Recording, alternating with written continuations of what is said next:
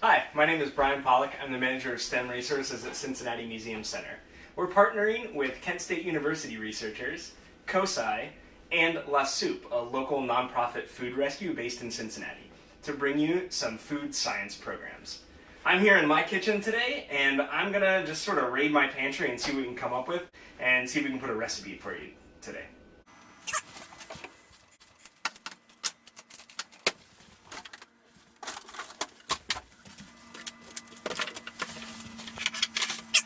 Alright, here's what I pulled together. I've got a can of diced tomatoes here, some enchilada sauce, black beans, pinto beans, an onion, veggie bouillon, so I can make some broth out of that, a head of garlic here, some cumin, chili powder, and just a tiny little bit of leftover Tortilla poblano salsa. So with these ingredients, I'm pretty sure I can put together a pretty good tortilla soup.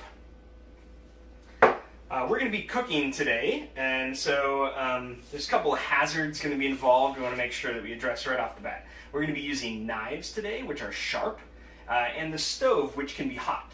So we're going to make sure we take precautions when those are going on and be responsible in the kitchen. Always check with an adult before you start cooking.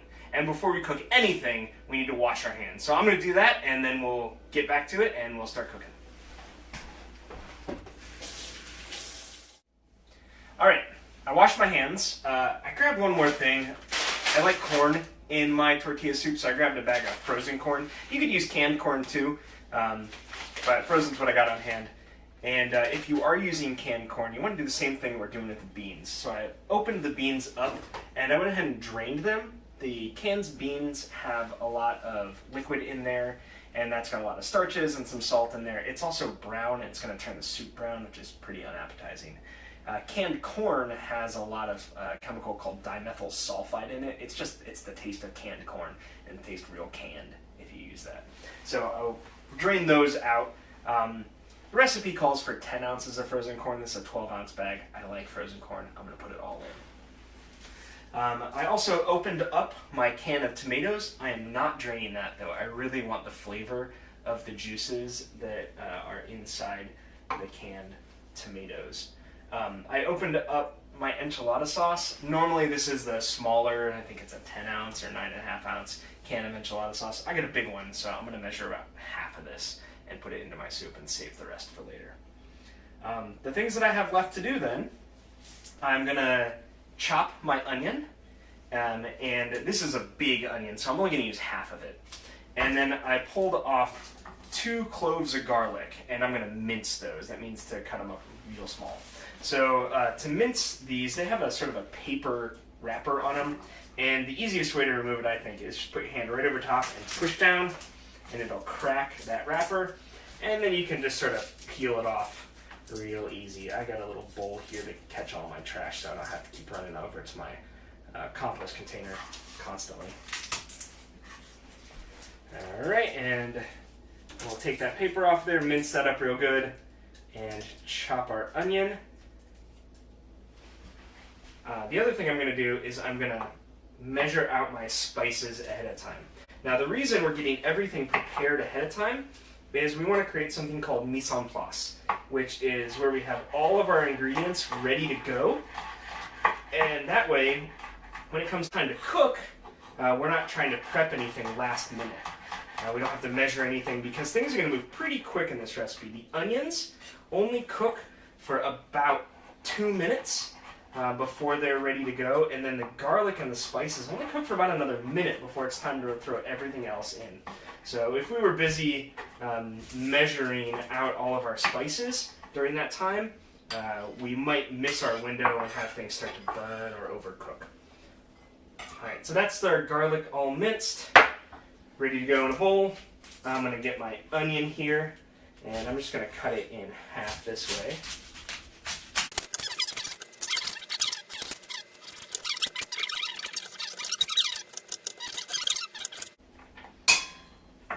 If you are using chicken in this recipe, I'm not using chicken, but chicken's pretty popular in this one. I'm using my pinto beans instead. If you were using chicken though, you'd want to dice that into 1-inch cubes and put that in a bowl or something.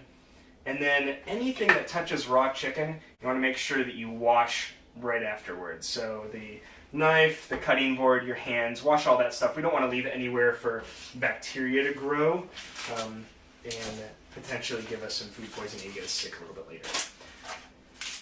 Alright, so my onions are ready, my garlic's ready. I'm going to get my chili powder and my cumin. I'm going to use just 1 teaspoon of each of those. So I'll measure that out and have that in a bowl ready to go too.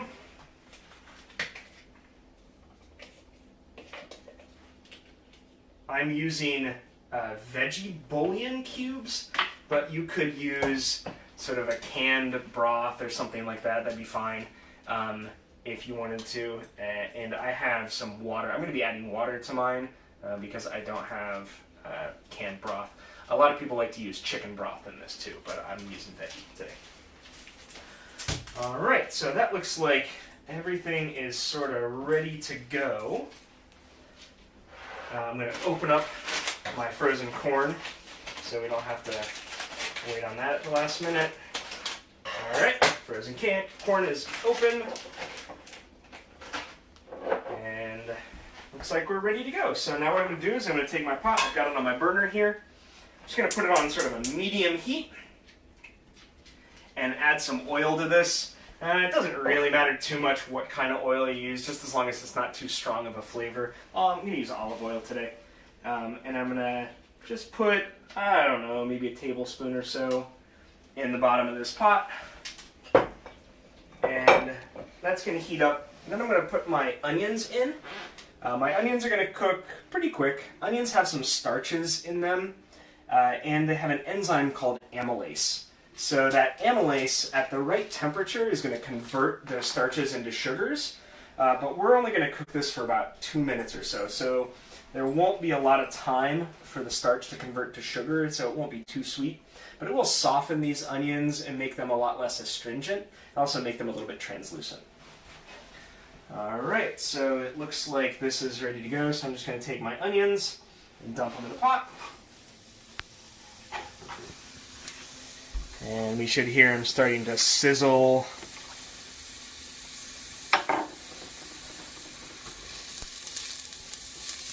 And those will start to turn translucent for us.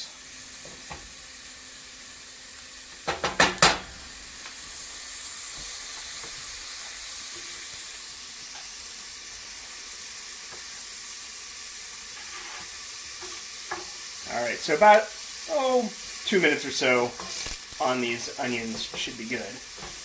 After that, I'm going to add my garlic and my spices together. The garlic and spices have a tendency to burn, so we're not going to leave them on there too long, only about another minute, and then we're going to add all the rest of the ingredients. All that liquid is going to drop the temperature quite a lot and keep that stuff from burning, and then we'll bring the whole thing up to a boil. And once it's boiling, we'll reduce the heat back down a little bit and we'll let it simmer. And then it's going to simmer for about 30 minutes or so, just to get all those flavors to really come together.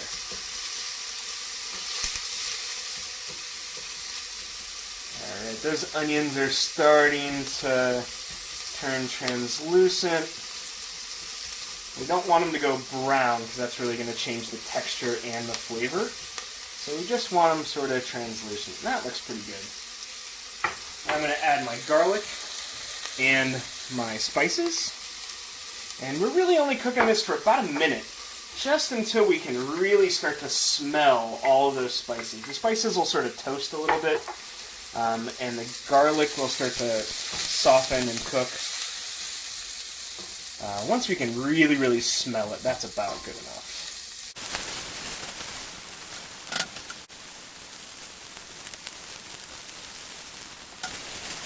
Alright, I can really smell those spices there, so we're going to go ahead and add the rest of our ingredients and bring it up to a boil.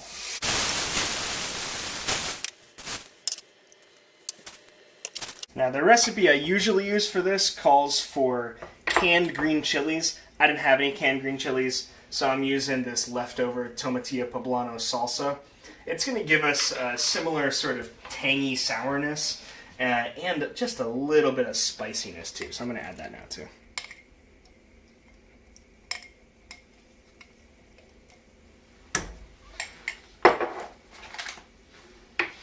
All right, that's everything in the pot. So we're just going to wait for this to heat up and come to a boil.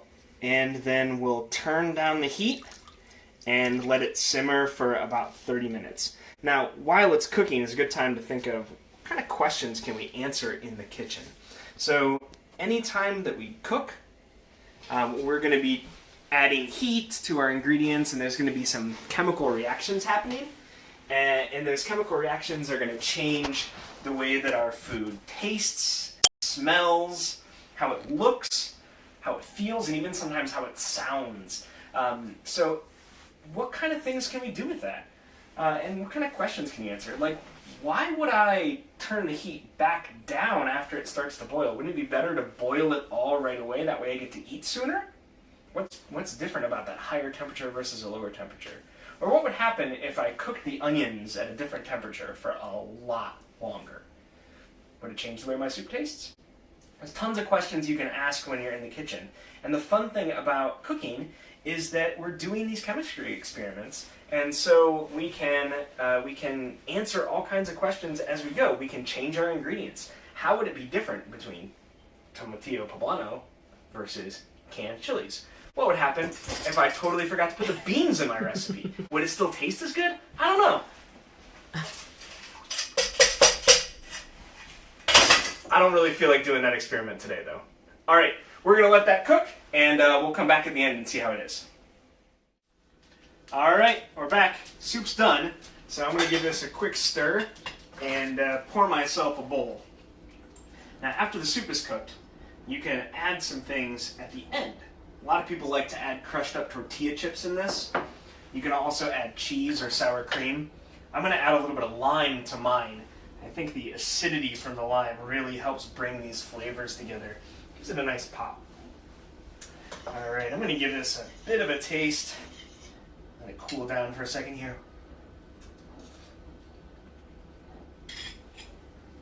That's delicious. If you have these ingredients on hand, I really recommend putting together some tortilla soup. If you don't have everything, that's fine. You can do like I did, make tons of substitutions, and test things out in the kitchen. It's really fun. Thanks for cooking with me today. If you like this activity and you want to see more like it, you can check out our website, cincymuseum.org, and follow us on social media.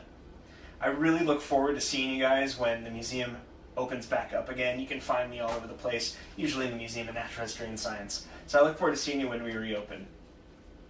As a nonprofit institution, Cincinnati Museum Center relies on ticket revenue. And right now, that revenue is just not possible. So we would really appreciate it if you consider helping us out by giving us a donation. You can find the link below. Thanks for cooking with me. I'm Brian. See you later. Bye.